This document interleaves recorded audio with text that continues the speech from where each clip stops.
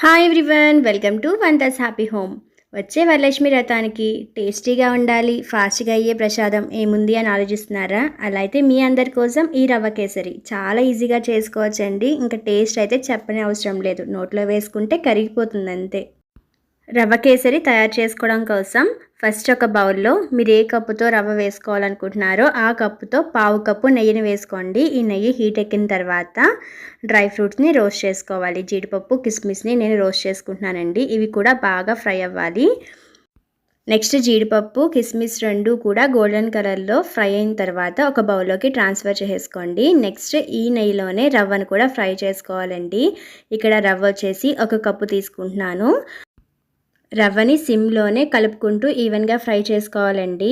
మనం వేసిన పావు కప్పు గీ అనేది కరెక్ట్గా సరిపోతుంది. ఎక్కువ అవ్వదు, తక్కువ అవ్వదండి. ప్రసాదానికి ఈ మాత్రము గీ అనేది ఉండాలి.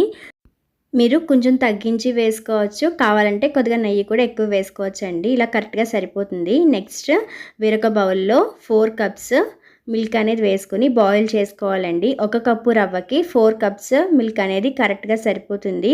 మీరు మిల్క్ ప్లేస్లో వాటర్ కూడా వేసుకోవచ్చు. అలాగే half quantity water, half quantity milk కూడా యాడ్ చేసుకోవచ్చు. కానీ ఇలా మొత్తం మిల్క్ యాడ్ చేయడం వల్ల టేస్ట్ బాగుంటుందండి రవ్వ కేసరికి. మిల్క్ని హై ఫ్లేమ్లో పెట్టుకుని బాయిల్ చేసుకోండి, ఫాస్ట్గా బాయిల్ అయిపోతాయి. అండ్ నెక్స్ట్ రవ్వని మిక్స్ చేసుకుంటూ మనము ఈవెన్గా రోస్ట్ చేసుకోవాలండి. మీరు మిక్స్ చేయకపోతే కనుక ఒక్కొక్క పలుకు ఎక్కువ రోస్ట్ అవుతుంది, ఒక్కొక్కటి సరిగ్గా అవ్వదు. కాబట్టి ఈవెన్గా రోస్ట్ చేయండి. ఇక్కడ రవ్వ కొంచెం కలర్ కూడా చేంజ్ అవుతుందండి. ఇలా బాగా ఫ్రై చేసుకోవాలి నెయ్యిలో, అస్సలు మాడదు మీరు కలుపుకుంటూ కనుక ఫ్రై చేస్తే. మీకు రవ్వ కేసరి ఎల్లో కలర్ కావాలంటే కనుక ఇక్కడ పాలల్లో కొద్దిగా కుంకుమ పువ్వు కానీ ఫుడ్ కలర్ కానీ యాడ్ చేసుకోండి, అప్పుడు మీకు కలర్ వస్తుంది. ఇక్కడ రవ్వ ఫ్రై అయిపోయిందండి. అండ్ నెక్స్ట్ పాలు కూడా మరుగుతున్నాయి. ఇలా మరిగిన పాలని మనం రవ్వలో వేసుకోవాలి. ఇలా వేసేటప్పుడు మనకి రవ్వ అస్సలు ఉండలు కట్టదండి, ఎందుకంటే రవ్వ బాగా ఫ్రై అయ్యింది. అలాగే పాలు కూడా బాగా మరిగి ఉన్నాయి కాబట్టి మీరు రవ్వని సరిగ్గా ఫ్రై చేయకపోతే మాత్రం ఉండలు కడుతుంది. అలాంటప్పుడు కంపల్సరీ కలుపుకోవాలండి బాగా. ఇక్కడ చూస్తున్నారు కదా, అస్సలు ఉండలు కట్టలేదు, కరెక్ట్గా ఉంది.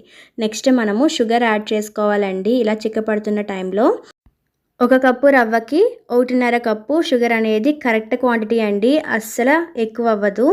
అండ్ మీరు చక్కెరని పాలు మరిగినప్పుడు కూడా వేసుకోవచ్చు, కాకపోతే ఇది నా స్టైల్లో నేను ఇలానే చేస్తానండి. ఇక్కడ మనకి షుగర్ మెల్ట్ అవ్వి మరలా కొద్దిగా కన్సిస్టెన్సీ కొద్దిగా లూజ్ అవుతుంది, కాబట్టి అస్సలు ప్రాబ్లం ఏమి ఉండదు. ఇలా వేయడం వల్ల మన రవ్వ కూడా షుగర్ని పీల్చి టేస్ట్ బాగుంటుందండి. నార్మల్గా పాలల్లో షుగర్ మరగబెట్టే కంటే కూడా ఇలా వేయడం వల్ల. ఇక్కడ చూస్తున్నారు కదా, ఆల్మోస్ట్ దగ్గరికి పడిపోతుంది. ఈ టైంలో మనం రోస్ట్ చేసుకున్న డ్రై ఫ్రూట్స్, అలాగే ఒక 2 టేబుల్ స్పూన్స్ నెయ్యిని కూడా వేసుకోండి. మీరు నెయ్యిని స్కిప్ చేసినా పర్వాలేదు, నెయ్యి వేస్తే టేస్ట్ బాగుంటుంది. అండ్ అలాగే ఇవన్నీ కూడా బాగా మిక్స్ చేసుకుని కొద్దిగా లాస్ట్లో యాలకుల పొడిని కూడా 1/2 టీ స్పూన్ వేసుకోవాలి. ఒకసారి మిక్స్ చేసి స్టవ్ ఆఫ్ చేసేయడమే అండి. మన రవ్వ కేసరి రెడీ అయిపోయింది. మీకు కావాలంటే లాస్ట్లో నెయ్యిలో ఇంకొన్ని డ్రై ఫ్రూట్స్ రోస్ట్ చేసుకుని పైన డెకరేట్ చేసుకోవచ్చు. చాలా తక్కువ టైంలో ఈజీగా ఈ రవ్వ కేసరిని ప్రిపేర్ చేసుకుని ప్రసాదంగా పెట్టుకోవచ్చు అండి. అండ్ అలాగే పిల్లలకి స్నాక్స్ కింద కూడా పెట్టుకోవచ్చు. ఇక్కడ షుగర్ ప్లేస్లో బెల్లం వేసి హెల్తీగా పిల్లలకి స్నాక్స్ కింద కూడా పెట్టండి.